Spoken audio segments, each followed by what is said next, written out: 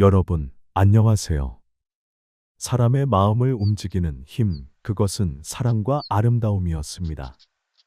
짧은 말 속에 담긴 긴 세월의 지혜, 고사성어. 옛사람들은 단 네 글자로 인생의 교훈을 남겼습니다. 함께 고생을 견딘 아내를 지켜낸 조강지처. 부부의 조화를 노래한 금슬. 사랑을 잃은 여인의 슬픔을 담은 추선.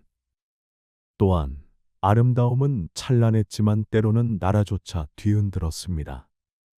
물고기를 숨게 하고 기러기를 떨어뜨린 치마나간, 나라를 위태롭게 한 절세 미인 경국지색.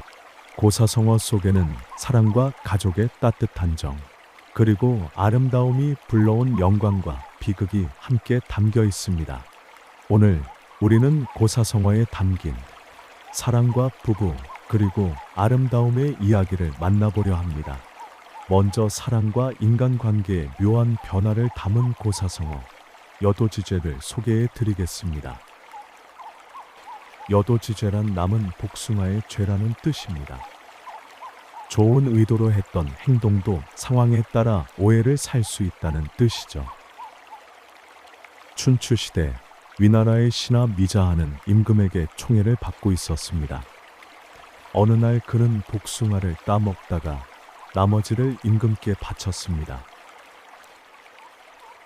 임금은 신하의 마음이 참으로 곱다며 크게 칭찬했지요. 하지만 시간이 흘러 미자하가 미움을 받자 사람들은 이렇게 말했습니다. 먹다 남은 복숭아를 임금께 드리다니 그게 죄가 아니고 무엇인가. 여도지죄는 우리에게 중요한 교훈을 줍니다. 사랑과 신뢰가 있을 때는 사소한 행동도 아름답게 보이지만 그 신뢰가 깨지면 같은 행동도 추하게 보일 수 있다는 것이지요. 가족이나 부부, 연인 관계도 마찬가지입니다. 상대방을 바라보는 마음이 변하지 않도록 늘 존중과 애정을 잊지 말아야 합니다.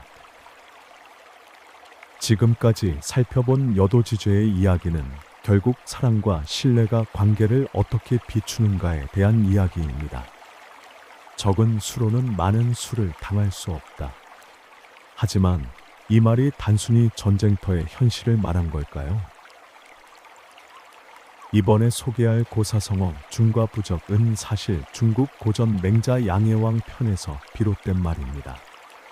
맹자는 이 말을 통해 진정한 힘이 어디에서 오는가를 깨닫게 했습니다. 전국시대 위나라의 군주 양해왕은 늘 전쟁에 집착했습니다. 어느 날 맹자에게 이렇게 물었습니다. 제 나라와 싸우면 이길 수 있겠는가? 진 나라와 맞서면 가능하겠는가? 즉, 그는 오직 전쟁의 승패만을 고민하고 있었습니다. 하지만 맹자의 대답은 뜻밖이었습니다. 덕으로 어질게 다스리면 참된 왕이 되고 억지로 힘을 빌려 억누르면 패자에 불과하다. 덕으로 사람을 감화하면 그들은 마음속으로 기뻐하며 진심으로 따른다. 그러나 힘으로 억지로 굴복시키면 마음은 기뻐하지 않고 오래 가지 않는다. 맹자는 힘보다 민심과 덕치의 중요성을 강조한 것이었습니다. 여기서 나온 말이 바로 중과 부적입니다. 덕으로 백성을 감화하면 비록 병사가 적더라도 수많은 적이 감히 대적할 수 없다. 즉, 단순히 적은 수는 많은 수를 못 이긴다는 뜻이 아니라 민심을 얻은 군대는 비록 적어도 수많은 적이 상대할 수 없다는 역설적인 진리를 담고 있습니다. 실제로 역사를 보면 덕으로 민심을 얻은 지도자들은 적은 병력으로도 대국을 이겼습니다. 반대로 힘으로만 세상을 누르려 했던 나라는 잠시 흥했지만 곧 무너졌죠. 맹자의 말은 단순한 이상론이 아니라 역사 속에서 증명된 현실이기도 합니다. 오늘날에도 이 가르침은 그대로 통합니다. 회사의 경영에서도 정치의 세계에서도 인간관계에서도 억지로 굴복시킨 힘은 오래가지 못합니다. 하지만 신뢰와 존중을 바탕으로 한 리더십은 설사 작은 조직일지라도 거대한 경쟁자를 이겨낼 수 있습니다. 덕으로 사람을 감화하면 비록 적은 수라도 많은 적이 감히 대적할 수 없다. 고사성어 중과부적. 이 말 속에는 단순한 전쟁의 교훈이 아닌 민심을 얻는 자가 진정한 승리자다라는 맹자의 깊은 지혜가 담겨 있습니다. 깨진 거울은 다시 합쳐질 수 없다. 하지만 때로는 기적처럼 다시 하나가 되기도 합니다. 이번에 고사성어 파경, 그리고 그 속에 담긴 낙창공주의 이야기. 이 사연은 중국 정사 수서와 설화집 태평관기에 기록되어 전해집니다. 수나라 말기 반란과 전쟁으로 나라가 기울던 시대, 황실의 딸 낙창공주는 총명한 학자 서덕원과 혼인했지만 난세 속에서 부부는 결국 생이별을 맞이해야 했습니다. 공주는 둥근 거울을 꺼내 반으로 쪼개고 한쪽은 남편에게, 한쪽은 자신이 간직했습니다. 그리고 이렇게 말했죠. 훗날 우리가 다시 만날 수 있다면 이 거울 조각이 우리의 증표가 될 것입니다. 이때부터 깨진 거울, 파경은 부부의 이별과 이혼을 상징하는 말이 되었습니다. 이별 후 낙창공주는 권세 속에서 강제로 재혼을 당했고 서덕원은 떠돌이 신세가 되어 홀로 살아야 했습니다. 하지만 그는 단 하나의 약속을 잊지 않았습니다. 매년 정월 초하루가 되면 자신의 거울 반쪽을 장터에 내놓은 것입니다. 혹시라도 아내가 이곳을 지나게 된다면 언젠가 이 조각을 알아볼 수 있으리라 믿었기 때문이죠. 몇 해 뒤 기적은 현실이 되었습니다. 낙창공주가 시장에서 그 거울 조각을 발견한 것입니다. 자신이 간직한 절반과 맞춰보니 정확히 들어맞았습니다. 그 순간 두 사람은 눈물로 서로의 존재를 확인하며 재회의 기쁨을 나눌 수 있었습니다. 그러나 상황은 순탄치 않았습니다. 그때 낙창공주는 이미 권세가 큰 대신 양소의 집에서 사실상 노예와 같은 삶을 살고 있었던 것입니다.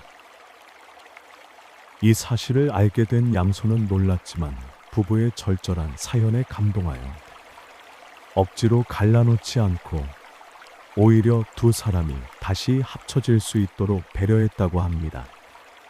난세와 권력 속에서 짓밟혔던 사랑이 이렇게 깨진 거울의 기적 같은 재회로 이어질 수 있었던 것입니다. 태평관기에는 낙창공주가 이별하던 날 거울 뒷면에 시 한 수를 새겼다는 기록이 남아 있습니다. 둥근 거울을 나누니 합치기 어렵도다. 오늘은 그대를 떠나지만 내일은 다시 볼 수 있을까? 이별이 곧끝은 아니니 세월이 흘러도 반드시 다시 만나리라. 이 시는 부부의 슬픈 마음을 담았고 훗날 재회의 순간 거울과 함께 두 사람의 인연을 증명해 주었습니다. 사람들은 이 이야기를 깨진 거울이 다시 합쳐졌다 하여 파경중원이라 불렀습니다. 원래 파경은 이별의 상징이었지만 여기서는 재회와 화합의 기적을 뜻하게 된 것이죠. 후대 화가들은 이 장면을 그려 파경중원도 라는 그림으로 남겼고 시인들은 이 사연을 노래하며 재회의 기쁨을 찬미했습니다. 오늘날 파경은 흔히 부부의 이혼을 뜻하는 차가운 말로 쓰입니다. 그러나 수서와 태평관기에 실린 낙창공주의 사연은 난세 속에서도 서로를 잊지 않았던 사랑, 정월 초하루마다 지켜진 약속, 거울 뒷면에 새겨진 시와 함께 이어진 기적 같은 재회를 전해줍니다. 깨진 거울은 다시 합쳐지기 어렵습니다. 하지만 진심과 인연이 있다면 때로는 그것마저도 다시 하나로 이어질 수 있음을 보여주는 이야기입니다. 여러분께 따뜻한 울림이 되길 바랍니다. 이번에 고사성어는 미망인입니다. 춘추자 시전 장공 32년 기원전 662년 조항에 이런 기록이 나옵니다. 노나라 장공 이축자 그의 부인 왕비 이 제나라 군주에게 글을 보내며 스스로를 낮추어 미망인 이라 불렀습니다. 여기서의 뜻은 남편을 잃고도 아직 죽지 못한 사람, 즉 과부 자신을 가리키는 말이었습니다. 오늘날에는 거의 쓰이지 않지만 과거에는 미망인이라는 표현이 과부를 높여 부르는 존칭처럼 쓰였습니다. 하지만 사실 이 말의 본래 뜻은 꽤 애잔하고 심지어 자기 비하적인 표현이었습니다. 그 유래는 중국 고전 춘추자 시전 장공편에서 비롯됩니다. 미는 아직, 망은 죽다, 이는 사람. 직역하면 아직 죽지 않은 사람이 됩니다. 고대에는 남편이 죽은 아내가 스스로를 이렇게 불렀습니다. 나는 남편을 따라 죽어야 마땅하지만 아직 죽지 못한 부끄러운 사람이다라는 뜻이었던 것이죠. 시간이 흐르면서 미망인은 단순히 남편이 죽은 아내, 과부를 가리키는 일반 명사로 굳어졌습니다.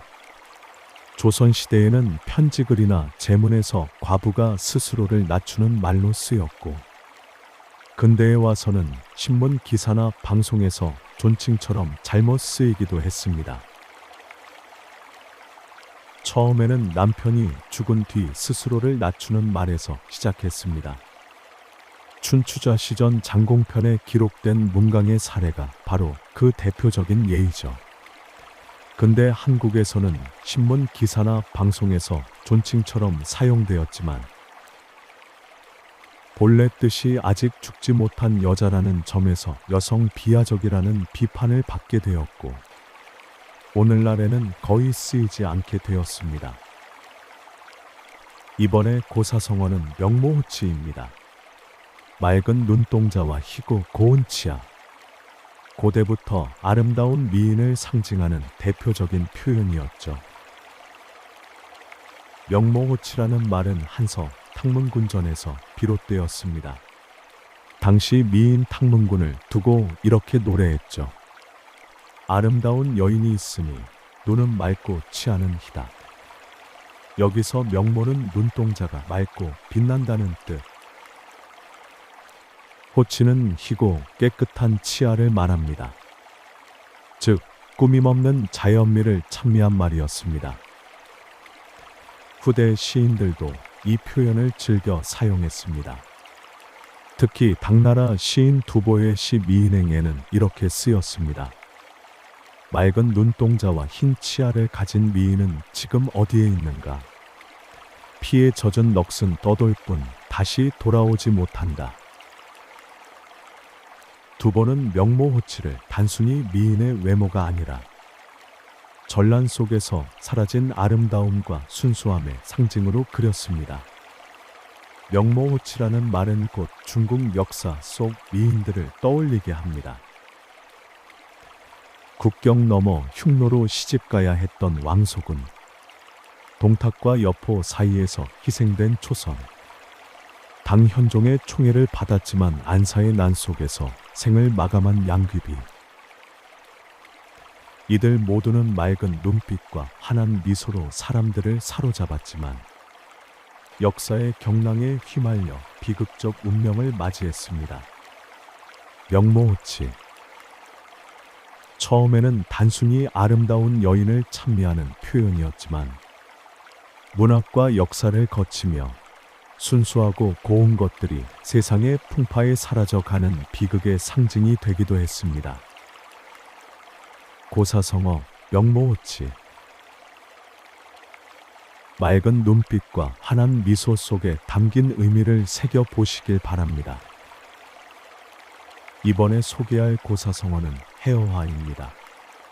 직역하면 말을 이해하는 꽃. 꽃처럼 고우면서도 지혜롭게 말까지 알아듣는, 즉 아름답고 총명한 여인을 비유한 표현입니다. 이 단어는 중국 당나라 현종과 양귀비의 사랑 이야기에서 비롯되어 훗날 조선과 고려의 기녀들에게까지 이어지는 긴 문화적 여정을 담고 있습니다. 해는 풀다, 이해하다. 어는 말, 화는 꽃. 합치면 말을 알아듣는 꽃이 됩니다. 꽃은 보통 아름답지만 말은 하지 못합니다. 그런데 해어화는 꽃과 같이 고우면서도 사람처럼 말도 통하는, 그야말로 절세미인의 상징이 된 것이죠. 이 표현은 단순히 외모만이 아니라 상대방의 말을 이해하고 분위기를 아는 총명한 미인을 뜻하기도 했습니다. 자치통감과 개원천 보유사 등에 따르면 당나라 현종은 총애하는 양귀비를 두고 이렇게 말했습니다. 과인에게는 해어화가 있도다. 즉, 내 곁에는 꽃처럼 아름답고 말을 이해하는 여인이 있다는 뜻이었습니다.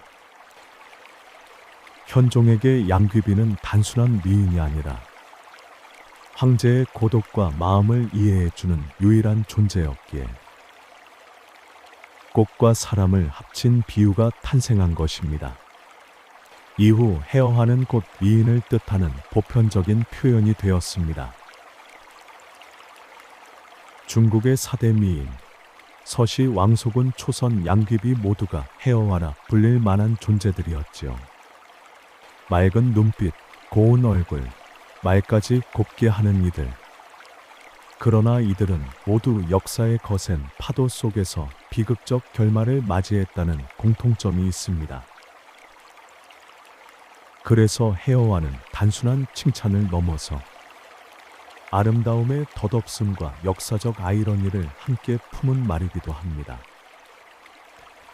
해어화라는 말은 중국에서 시작됐지만 고려 조선 시대를 거치면서 기녀를 가리키는 말로 자리 잡게 되었습니다.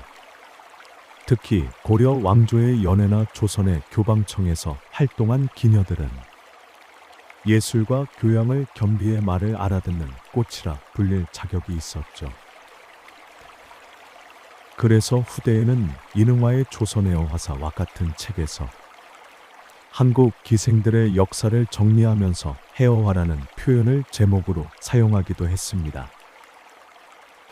즉, 해어화는 단순한 미인 묘사를 넘어 동아시아 문화 속에서 아름다움과 교양, 그리고 애환을 함께 담아낸 말이었습니다. 해어화. 그 속에는 꽃처럼 아름답지만 사람의 마음을 헤아릴 줄 아는 미인에 대한 찬사가 담겨 있습니다. 그리고 역사 속 미녀들, 또 우리나라 기녀들의 삶까지도 이 말 속에 포괄되어 있지요. 아름다움은 사라지지만 그 이야기는 오늘날까지 전해져 고사성어 속에 여전히 살아 있습니다. 고사성어, 해어화. 여러분은 혹시 말을 알아듣는 꽃처럼 아름다움과 따뜻한 마음을 함께 지닌 사람을 떠올리실 수 있나요? 이번의 고사성어는 경국지색입니다. 나라를 기울게 할 만한 미모. 즉, 한 나라의 운명조차 흔들 만큼 뛰어난 아름다움을 지닌 여인을 뜻합니다. 이 말은 단순히 미인을 찬미하는 표현을 넘어 아름다움의 힘과 그로 인해 생겨난 비극적 역사까지 함께 담고 있습니다. 그 기원은 한나라 무제시대 궁정악사 이언년 이 부른 노래에서 비롯되었습니다. 이언년은 한나라 궁중의 음악가였습니다. 그는 황제에게 자신의 여동생을 소개하고 싶어 먼저 노래를 지어 올렸습니다. 그 노래 속에는 후대까지 회자된 유명한 구절이 있습니다. 북쪽에 절세미인이 있으니 세상에 견줄 이 없다. 한번 돌아보면 성이 기울고 다시 돌아보면 나라가 기운다. 황제 무제는 크게 감탄하며 이런 여인이 정말 있다면 보고 싶다. 라고 말했습니다. 그리고 실제로 이연년의 여동생을 불러 궁으로 들였고 그녀는 무제의 총애를 받는 미인이 되었습니다. 이 구절에서 경국지색이라는 성어가 유래하게 된 것이죠. 이후 사람들은 나라의 흥망에 얽힌 절세미인들을 경국지색이라 불렀습니다. 경국지색이라는 말은 겉으로는 미인의 아름다움을 찬미하는 듯하지만 그 속에는 항상 위험과 비극이 함께 따라옵니다. 아름다움은 권력을 가진 이들의 마음을 사로잡고 때로는 국정을 흔들고 한 나라의 운명을 바꿔놓기도 했습니다. 그렇기에 경국지색은 단순한 찬사와 동시에 아름다움이 지나치면 화를 부른다는 경계의 의미도 담고 있습니다. 이후 시인들과 화가들은 경국지색을 주제로 많은 작품을 남겼습니다. 한시에서는 일고경성, 제고경국의 표현이 아름다움의 극치를 상징했고 그림에서는 양귀비와 우미인, 왕소군 같은 미인들을 이상화된 모습으로 그렸습니다. 경국지색은 단순히 한 여인의 미모를 묘사하는 말이 아니라 역사와 문화, 예술 속에서 아름다움의 힘과 그 그림자를 동시에 보여주는 문화적 상징이 되었습니다. 경국지색. 그 기원은 한나라 궁정학사 이연년의 노래에서 비롯되었고 역사 속 많은 미인들의 삶을 통해 그 의미가 널리 전해졌습니다. 아름다움은 축복이면서도 때로는 무거운 운명이기도 했습니다. 나라를 기울일 만큼 강력한 힘을 지닌 아름다움. 그러나 그 속에는 언제나 역사적 비극이 따라왔습니다. 고사성어 경국지색. 아름다움이 가진 힘과 그 속에 담긴 교훈을 함께 새겨보시길 바랍니다. 이번에 고사성어는 원앙지계입니다. 서로 떨어지지 않는 원앙새의 서약. 곧 금슬 좋은 부부를 뜻하는 말입니다. 원앙새는 늘 짝을 지어 다니는 새로 유명합니다. 하나가 죽으면 다른 하나도 슬픔에 잠겨 홀로 살지 못한다고 전해지지요. 그래서 예부터 변치 않는 부부의 정절을 상징했습니다. 중국 동진시대 간보가 쓴 수신기에는 이런 이야기가 있습니다. 한 부부가 억울하게 죽임을 당해 같은 무덤에 묻혔습니다. 얼마 뒤 무덤 위에서 한 쌍의 원앙새가 날아올라 밤낮으로 떨어지지 않고 함께 다녔습니다. 사람들은 이 광경을 보고 말했습니다. 저 새는 부부의 혼백이 변한 것이다. 죽어서도 함께하는 정인이 진정한 부부의 사랑이로다. 이 이야기를 통해 원앙은 단순한 새가 아니라 생사를 초월한 사랑의 상징으로 자리 잡게 되었습니다. 시경과 악부시집에도 원앙은 자주 등장합니다.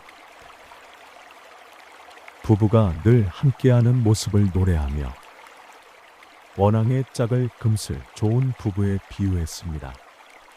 또 당나라 시인 백거인은 원앙새는 본래 한 쌍, 인간 부부의 정처럼 떨어질 수 없다. 고 읊었죠.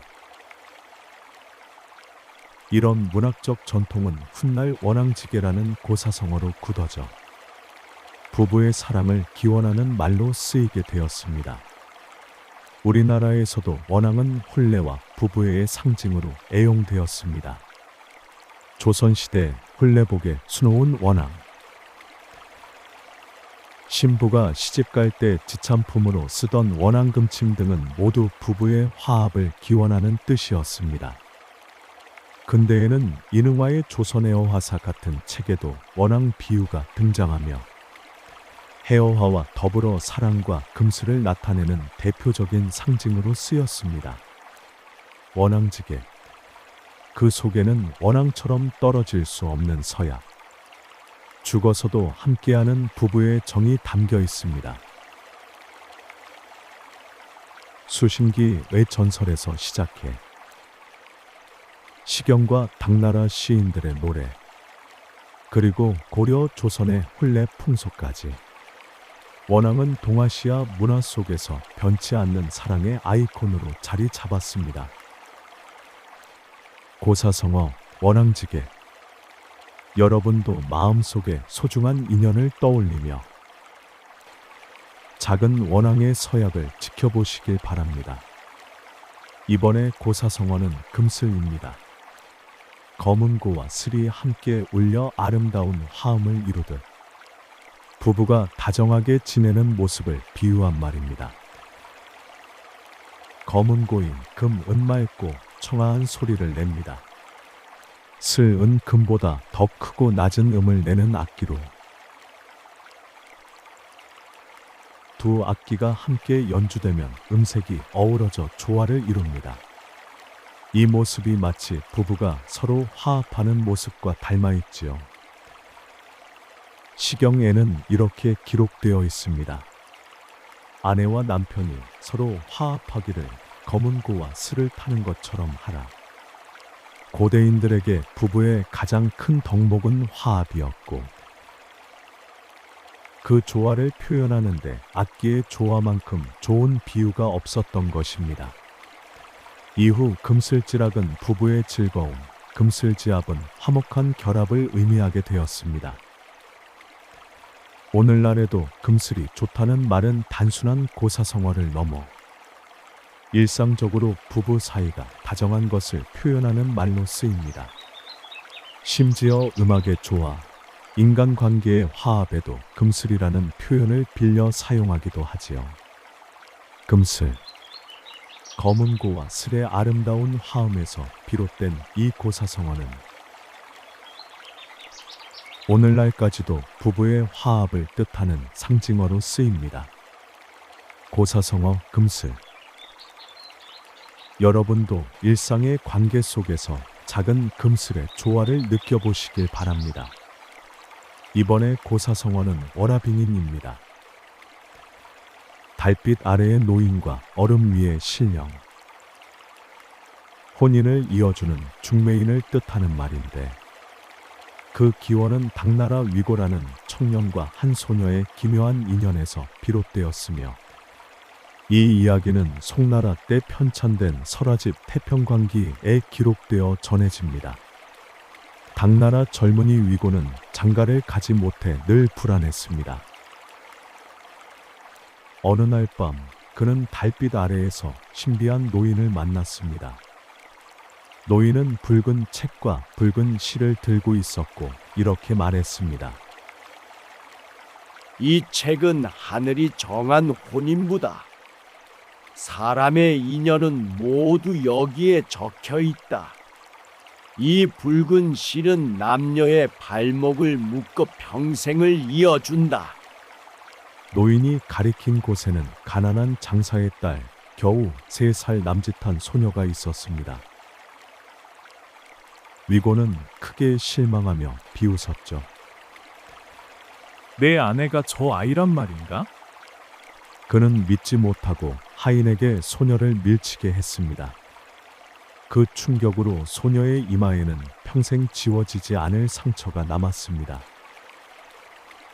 그러나 그 소녀의 운명은 놀라운 방향으로 흘러갔습니다. 훗날 그녀는 명문가에 입양되어 양녀로 자라게 되었고 지혜롭고 아름다운 교수로 성장했습니다. 단 이마의 흉터만은 어린 시절의 흔적으로 남아 있었습니다.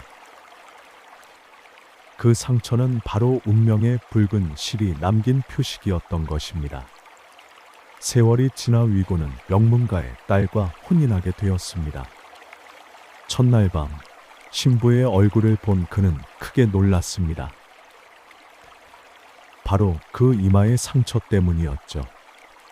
그 순간 달빛 아래 노인이 말했던 예언이 떠올랐습니다. 저 아이가 너의 아내가 될 것이다. 아무리 피하려 해도 맺어진 인연은 결국 이어진다는 사실을 위고는 뼈저리게 깨닫게 되었습니다. 이 이야기가 바로 태평광기에 실린 월화노인 설화입니다. 이후 사람들은 혼인을 이어주는 이를 월화빙인이라 불렀습니다. 월화빙인은 단순한 중매쟁이가 아니라 보이지 않는 운명의 인연을 이어주는 매개자의 상징이 되었던 것입니다. 오늘날 월화빙인은 혼인을 주선하는 사람뿐 아니라 스승, 친구, 귀인처럼 인생의 소중한 인연을 이어주는 모든 사람을 의미합니다. 살다 보면 뜻밖의 만남 속에 인생이 바뀌기도 하는데 그 모든 연결이 곧 월화빙인의 역할일 수 있습니다. 월화빙인, 태평광기에 기록된 위고와 어린 소녀의 기묘한 인연은 오늘날까지도 운명과 사랑의 상징으로 전해지고 있습니다. 맺어질 인연은 반드시 이어진다. 이것이 달빛 아래 노인이 붉은 실로 남긴 교훈입니다. 고사성어 월화빙인, 여러분은 삶 속에서 어떤 붉은 실에 이끌려 오셨나요? 이번에 고사성어는 조강지처입니다. 술찌개미와 쌀겨를 먹으며 함께 고생한 아내, 즉 가난할 때를 함께 견뎌낸 본처를 뜻하는 말이지요. 이 말은 고대 중국에서 부부의 의리와 인연을 강조하며 전해졌는데 대표적으로 송옹과 강태공의 이야기가 잘 알려져 있습니다. 조는 술을 빚고 남은 찌꺼기, 강은 쌀겨입니다.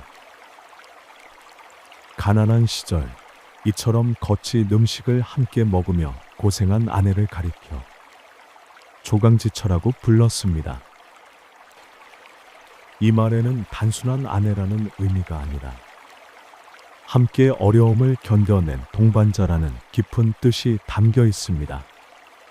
후한 때 광무제는 충신 송옹을 아꼈습니다. 어느 날 황제는 자신의 누이를 송옹의 아내로 주려 했습니다. 그러자 송옹은 이렇게 말하며 정중히 거절했습니다. 술찌개미와 쌀겨를 먹으며 고생한 아내는 결코 내쫓을 수 없습니다.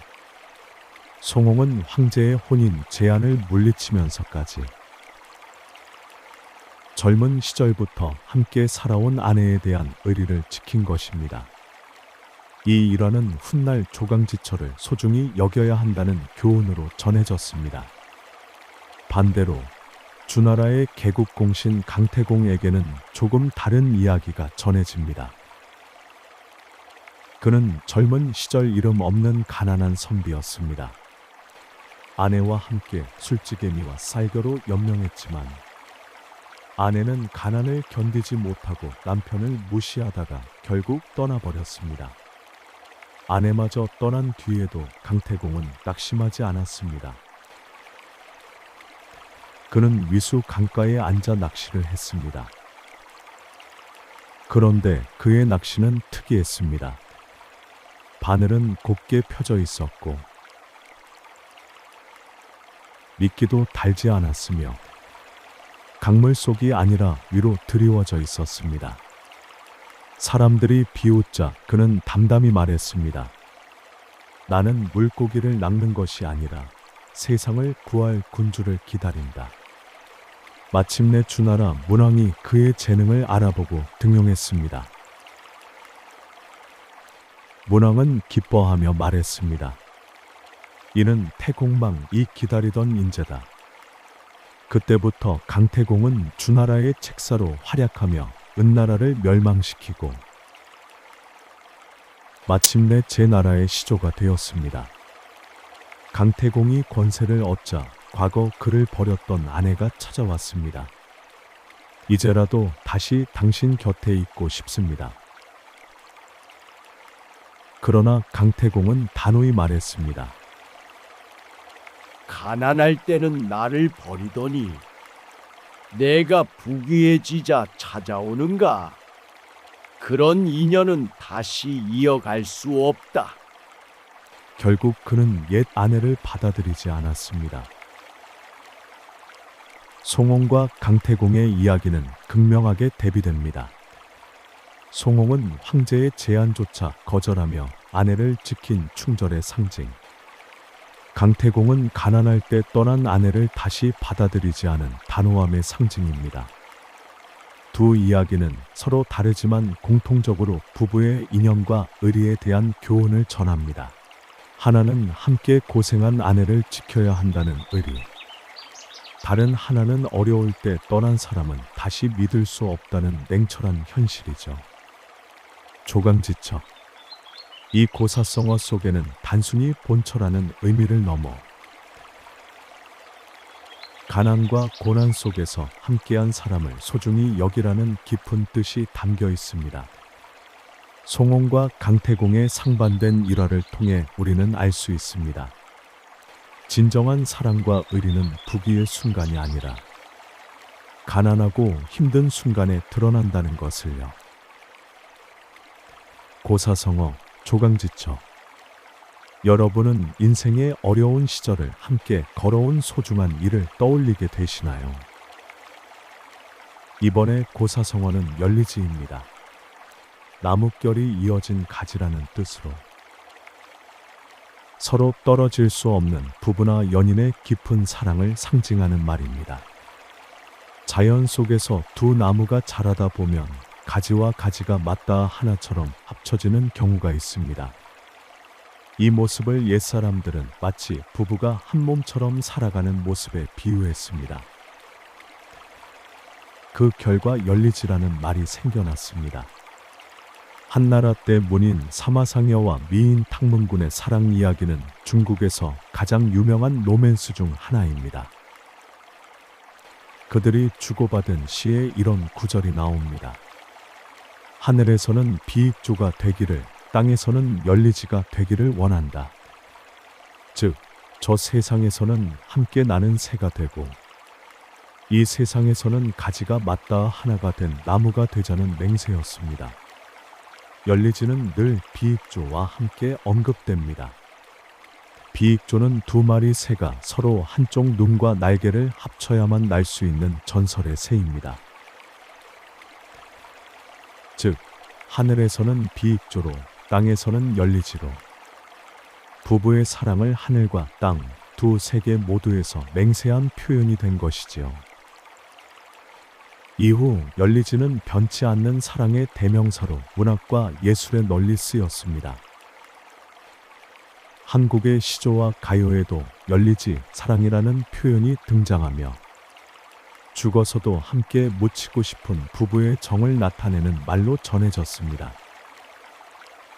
열리지는 단순히 아름다운 사랑만이 아니라 삶과 죽음을 함께하는 동반자적 사랑을 상징하는 고사성어입니다. 열리지. 두 나무의 가지가 하나로 이어지듯 부부가 서로 의지하고 한 몸처럼 살아가는 사랑을 뜻하는 말입니다. 고사성어, 열리지. 여러분도 인생에서 마음을 함께 이어갈 수 있는 열리지 같은 인연을 만나셨나요? 이번에 고사성어는 백주지조입니다. 잣나무 배의 지조라는 뜻으로 굳은 절개와 깨끗한 삶을 지킨다는 의미를 담고 있습니다. 이 말은 중국 고전 시경 위풍 백주에 나오는 한 과부의 노래에서 비롯되었습니다. 위나라에 살던 한 젊은 여인이 있었습니다. 그녀는 일찍 남편을 잃고 홀로 남게 되었지요. 그런데 불행히도 어머니는 생활을 위해 딸을 다시 혼인시키려 했습니다. 아직 젊으니 새 남편을 맞아라. 그러나 여인은 이를 단호히 거부했습니다. 그녀의 마음속에는 이미 세상을 떠난 남편에 대한 깊은 사랑과 의리가 있었기 때문입니다. 그녀는 강가에서 잣나무로 만든 배를 바라보며 이렇게 노래했습니다. 잣나무 배가 형수에 떠 있구나. 나는 굶주려도 즐겁다. 차라리 깨끗이 살지언정 남의 옷은 받지 않으리라. 그녀는 차라리 굶주려도 깨끗하게 살기를 원했고 억지로 새 옷을 입혀 다른 남자의 아내가 되는 것을 거부했습니다. 이 노래는 후세 사람들에게 과부의 절개를 상징하는 시로 전해졌습니다. 그렇다면 왜 백주, 잣나무 배가 지조를 상징했을까요? 잣나무는 사시사철 푸르고 단단하며 부러지지 않는 나무입니다. 또한 곱게 자라 흔들림이 없는 특성 때문에 변치 않는 절개와 의지를 상징했습니다. 그 잣나무로 만든 배는 물결에 흔들리지 않고 똑바로 나아가는 모습을 보여 주었지요. 그래서 백주는 단순한 배가 아니라 흔들리지 않는 의지와 지조를 비유하는 상징으로 자리 잡았습니다. 백주의 시는 본래 한 과부의 절개를 노래했지만 후대에는 남녀를 가리지 않고 청렴절의 의지를 표현하는 말로 확장되었습니다. 역대 충신과 선비들은 백주지조라는 말을 인용하며 자신의 청렴과 의리를 증명했습니다. 돈과 권력 앞에서도 죽음 앞에서도 굴하지 않는 기계를 백주 같은 지조라 한 것입니다. 백주지조. 남편을 잃은 뒤 강제로 재혼을 강요받던 여인이 끝내 거부하며 잣나무 배를 바라보고 맹세한 절개에서 비롯된 말입니다. 흔들리지 않고 푸른 잣나무처럼 거센 물결 속에서도 똑바로 나아가는 배처럼 끝까지 지켜야 할 가치와 의리를 뜻하는 말이 되었지요. 고사성어 백주지죠. 여러분은 삶에서 무엇을 끝까지 지키고 싶으신가요? 이번에 고사성어는 추선입니다. 가을의 부채라는 뜻으로 남자의 사랑을 잃은 여인 혹은 한때 쓰이다가 버려진 존재를 의미합니다. 이 말은 단순한 비유가 아니라 역사 속 여인들의 삶과 연결된 깊은 이야기를 담고 있습니다. 추선이라는 말은 한나라 궁인 반처벼 반소 A씨에서 비롯되었습니다. 그녀는 중국 역사서 한서를 완성한 반고의 누이로 사마천과 더불어 중국 역사학의 양대 가문으로 불립니다. 한 성제의 총애를 받았지만 곧 황제의 사랑은 다른 후궁 바로 조비연 자매에게 옮겨갔습니다. 그 순간부터 반처벼의 삶은 차갑게 식어갔습니다.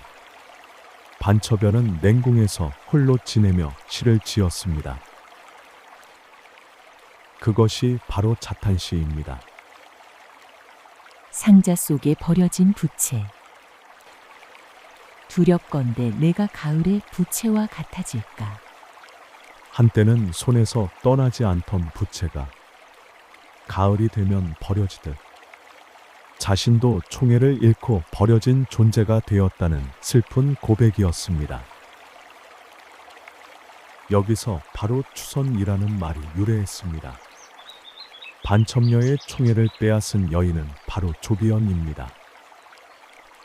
그녀는 몸이 깃털처럼 가볍고 춤출 때는 마치 새가 나는 듯 아름다워 황제를 사로잡았습니다. 그러나 그 요염한 아름다움은 오래가지 못했고 조씨 가문은 결국 몰락하게 되었습니다. 후세 사람들은 반처벼의 지조와 조비연의 요염한 춤을 대비하며 사랑의 덧없음과 여인의 운명을 함께 이야기했습니다. 추선은 본래 남자의 사랑을 잃은 여인의 처지를 뜻했지만 나아가 한때는 소중했으나 지금은 버려진 모든 것을 비유하게 되었습니다. 그리고 동시에 반첩녀의 시가 보여주듯 여인의 굳은 절개와 자존심을 상징하는 말로도 사용되었습니다. 사랑은 덧없지만 그 속에서 자신을 지키는 태도가 더 큰 울림을 주는 것이죠. 추선. 가을이 되어 버려진 부채처럼 사랑을 잃고 홀로 남은 여인의 비애를 뜻하는 말. 반첩녀의 지조 있는 한탄과 조비연의 화려하지만 덧없는 춤은 오늘날까지도 대비되는 상징으로 전해집니다. 고사성어 추선. 여러분은 삶 속에서 가을의 부채 같은 순간을 경험한 적이 있으신가요? 이번에 고사성어는 치머나가 닙니다. 물고기가 물속으로 숨어버리고 기러기가 하늘에서 내려앉는다. 그만큼 아름다운 여인을 비유한 표현입니다. 먼저 치머는 춘추시대 월나라의 미인 서시의 이야기에서 비롯됩니다. 서시는 가슴앓이를 앓고 있어 늘 괴로워하는 듯 가슴을 움켜쥐고 있었는데 그 모습마저 너무나 고와 사람들은 넋을 잃었습니다. 어느 날 그녀가 시냇가에서 물을 길러 갔을 때 시냇물 속의 물고기들이 그녀의 자태를 보고는 우리가 감히 이런 미인 앞에 나설 수 없다며 깊은 물속으로 숨어버렸다고 합니다. 그래서 그녀의 아름다움을 치머 즉 물고기를 물속으로 숨게 하는 미인이라 불렀습니다. 다음은 나간 즉 기러기가 하늘에서 떨어졌다는 이야기입니다. 한나라의 궁녀 왕소군은 원래 황제에게 선택받지 못했지만 그 미모는 궁중 누구도 따를 수 없었습니다. 그러나 당시 초상화 화가에게 뇌물을 주지 않아 못생기게 그려진 초상 때문에 황제의 눈에 띄지 못했죠. 결국 그녀는 흉노와의 화친을 위해 변방으로 시집가야 했습니다. 나라를 떠나는 길, 가을 하늘에 기러기들이 줄지어 날고 있었는데 왕소군이 슬픔을 담아 비파를 타자 그 애절한 아름다움에 감동한 기러기들이 날개짓을 멈추고 땅으로 곤두박질 쳤다고 합니다. 이 장면에서 나간이라는 표현이 생겨났습니다. 치머나간은 단순히 아름다움만을 뜻하지 않습니다. 서시는 미인계로 나라의 운명을 짊어진 여인이었고 왕소군은 나라의 화친을 위해 원치 않는 혼인을 해야 했습니다. 그들의 아름다움은 개인의 영광이 아니라 오히려 역사의 비극과 함께 기억된 것이었지요. 그래서 치머나간은 아름다움과 비운을 동시에 상징하는 말이 되었습니다. 치머나간, 물고기를 숨게 하고 기러기를 떨어뜨린다는 말은 세상 어디에도 견줄 수 없는 절세미인을 뜻합니다. 여기에 이어 폐월, 초선, 수화, 양귀비까지 합쳐 치머나간 폐월수화 라고 부르며 미인의 극치를 표현했습니다. 그러나 그 아름다움은 늘 역사의 소용돌이 속에서 비극과 함께 기억되었지요. 고사성어, 치머나간. 여러분은 혹시 세상을 압도할 만큼 아름다운 것 앞에서 숨이 막히는 듯한 순간을 경험해 보신 적이 있나요? 이번의 단어는 부마입니다. 오늘날에는 황제의 사위를 뜻하지만 사실 이 말은 천자의 예비말에서 시작되었습니다. 작은 말 한 마리에서 시작해 왕실 인척의 상징이 된 흥미로운 단어. 함께 살펴보겠습니다. 부마는 본래 수레를 끄는 예비말을 뜻했습니다. 황제가 행차할 때 혹시 모를 상황에 대비해 옆이나 뒤에 메어 두던 말이지요. 늘 황제 곁을 따르던 존재였기에 이 말이 점차 황제의 사위를 가리키는 말로 바뀌었습니다. 후한 이후 부마도위라는 관직이 생겨 황제의 사위는 공식적으로 이렇게 불리게 되었습니다. 즉, 부마는 황제의 사위를 뜻하는 공식 칭호가 되었던 것입니다.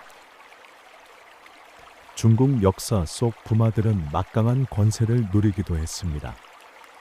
그러나 동시에 황실 정치의 희생양이 되기도 했습니다. 공주와의 혼인 덕분에 권력을 얻었지만 총애를 잃거나 정치 싸움에 휘말리면 올락하는 경우가 많았지요. 부마의 삶은 영광과 위험이 공존하는 자리였습니다. 고려와 조선에서도 공주의 남편을 부마라 불렀습니다. 조선의 경우 세종의 사위 안맹담, 성종의 사위 홍상직, 그리고 정조의 외할아버지 홍봉안 등이 유명한 부마였습니다. 부마는 단순히 황실 사위가 아니라 정치적으로는 외척 세력의 핵심이 되기도 했습니다. 그래서 왕실의 안정을 위해 공주의 혼인 상대를 신중하게 고르기도 했습니다. 부마라는 말은 예비말에서 출발했지만 결국 황실 인척의 대명사가 되었습니다. 부마의 삶은 영광과 권세를 가져다 주기도 했지만 동시에 정치의 소용돌이에 휘말리는 위험한 자리이기도 했습니다. 부마, 천자의 예비말이라는 소박한 의미에서 시작해 황제의 사위라는 권세의 자리로 바뀐 단어, 작은 말 한 마리에서 시작된 이 단어가 동아시아 역사 속 권력과 인연을 상징하게 되었다는 사실, 재미있지 않으신가요? 오늘 함께 살펴본 고사성어 속에는 단순한 말 이상의 지혜가 담겨 있습니다. 옛사람들은 한마디의 성어의 인생의 진리, 인간관계의 도리, 사랑과 의리의 가치를 담아 후세에 전했습니다. 어쩌면 지금 우리 삶도 다르지 않습니다. 성공과 실패, 사랑과 이별, 의리와 배신, 이 모든 순간에 고사성어는 짧지만 강렬한 교훈을 전해줍니다. 여러분은 오늘 어떤 이야기가 가장 마음에 남으셨나요? 혹시 지금의 삶에 적용해 볼 만한 지혜는 무엇이었나요? 고사성어는 단순히 옛날 말이 아니라 오늘을 살아가는 우리에게도 여전히 빛나는 나침반입니다. 감사합니다.